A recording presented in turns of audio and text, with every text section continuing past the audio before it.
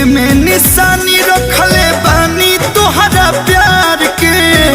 कहत जमाना के देखा दी सीना फाड़ के।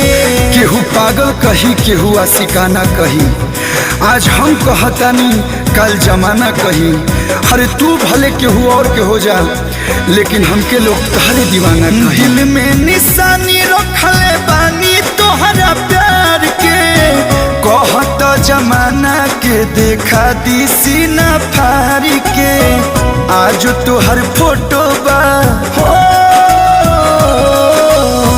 आज तोहर फोटो बा करे जावा में टांगल।